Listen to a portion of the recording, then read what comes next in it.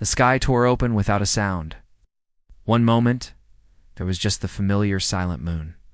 The next, a dozen colossal shapes, blacker than the void they emerged from, had eclipsed the stars around it. They weren't ships in any way we understood, more like shards of obsidian, vast and silent, hanging in orbit. They didn't fire a single shot. They didn't send a single message. They just pulled. It started subtly. Strange tides, higher and more violent than any record had ever shown. Coastal cities that had stood for centuries were swallowed in a single, monstrous surge. Then, the real chaos began. Gravity started to fray at the edges. Small objects would occasionally just lift. A pen off a desk. A car parked on a hill. We watched in horror as the first pieces of the lunar surface itself began to shear off, drifting towards us in a slow-motion rain of rock and dust.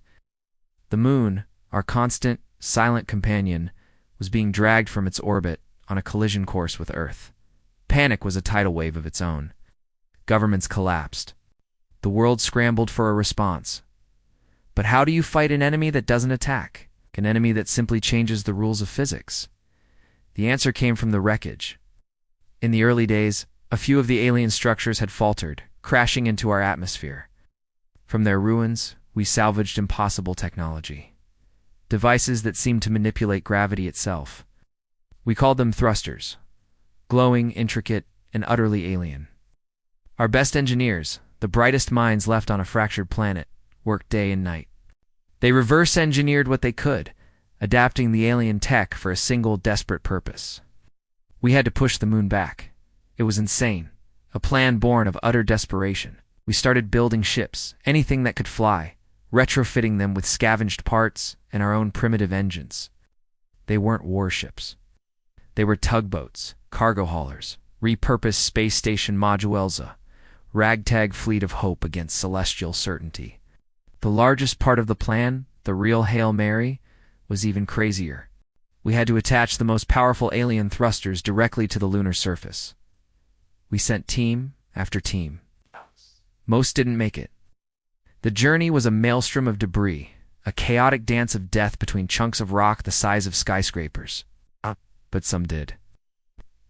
We watched from Earth, through telescopes and grainy feeds, as tiny figures in spacesuits anchored these glowing blue engines onto the gray, dusty plains of the Sea of Tranquility. Each successful attachment was a small victory against the apocalypse. Our fleet gathered, a swarm of mismatched vessels waiting for the signal. The plan was simple. Push, all at once. A coordinated brute force shove with everything we had, augmented by the alien thrusters on the moon itself. It was a long shot, a whisper of a chance. And everything depended on one final, critical mission.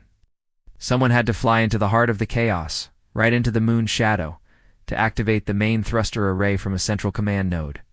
A suicide mission, basically. Flying through the thickest part of the debris field, where visibility was zero and the gravitational fluxes were at their most violent. The volunteer was a kid, really. Alex. Barely out of flight school. But they said Alex was the best pilot we had. A natural. Someone who could feel the shifts in space, who could dance with the chaos instead of fighting it. I watched the launch from the command center. Alex's ship, the Stardust, was little more than a cockpit with engines strapped to it. A nimble scout craft, stripped of everything non-essential. It lifted off, a tiny spark against the backdrop of our dying world, and headed straight for the encroaching darkness of the moon's shadow. The comms were a mess of static and shouting. Reports came in from the fleet. Heavy debris on the starboard side. Losing attitude control. We're taking hits. It was a meat grinder, but they held their positions waiting for Alex. On our main screen, we saw what Alex saw. A swirling vortex of gray and black. Rocks tumbled and spun, some moving impossibly slow, others whipping past at blistering speeds. It was like flying through an asteroid field during an earthquake. Alarms blared in Alex's cockpit, proximity alerts, hull integrity warnings. It's almost at the rendezvous point.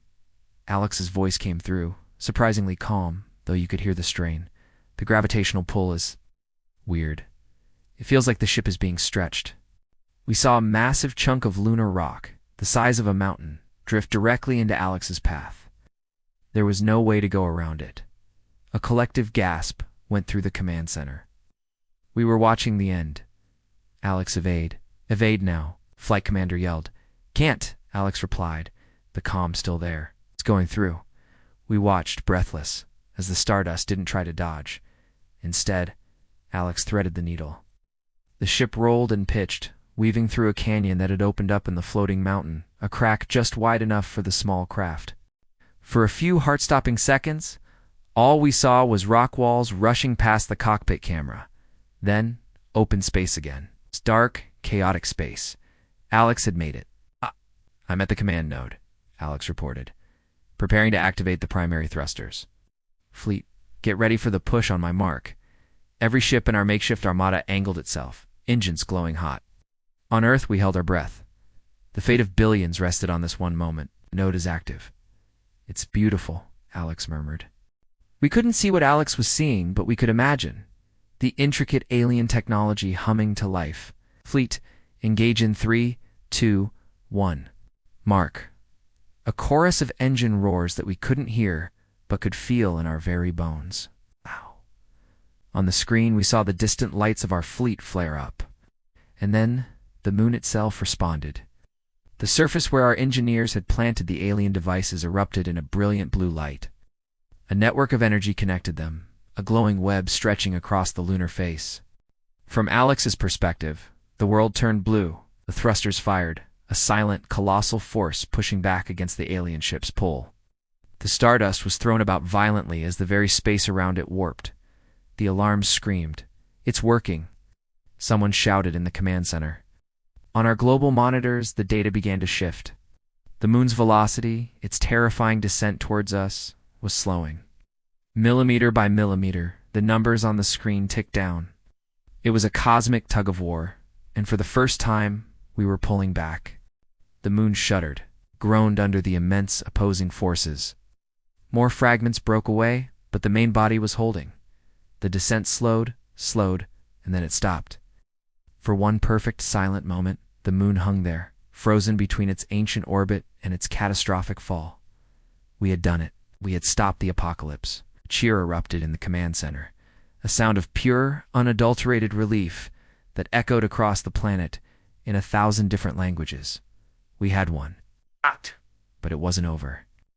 As we watched, something new began to happen. The blue glow of the thrusters faded, but it was replaced by something else. Faint lines of light started to trace across the entire surface of the moon. They weren't random. They were patterns, geometric, intricate, spreading from the points where we'd placed the alien tech. "What is that?" the commander asked, his voice a whisper. "Alex, what do you see?" Alex's cum was silent for a moment, then a single awestruck word. "Awakening." The lines connected, forming vast, complex symbols that covered the seas and craters. The entire moon began to pulse with a soft internal light, like a giant sleeping heart starting to beat. The gray, dead rock was transforming into a canvas of glowing alien script. We hadn't just stopped the moon, we had activated it. The alien ships hadn't been pulling it to destroy us, they were trying to deliver it. And we, in our desperate attempt to save ourselves, had just finished the job for them. The moon hung in our sky, no longer a dead satellite, but a glowing celestial message. And we had absolutely no idea what it said. The silence in the command center was deeper and more terrifying than the chaos that had preceded it. We hadn't prevented the end of our world. We had just triggered the beginning of a new one. Thanks for watching. If you enjoyed this journey into the unknown, don't forget to hit that like button, subscribe, and ring the bell so you don't miss what happens next.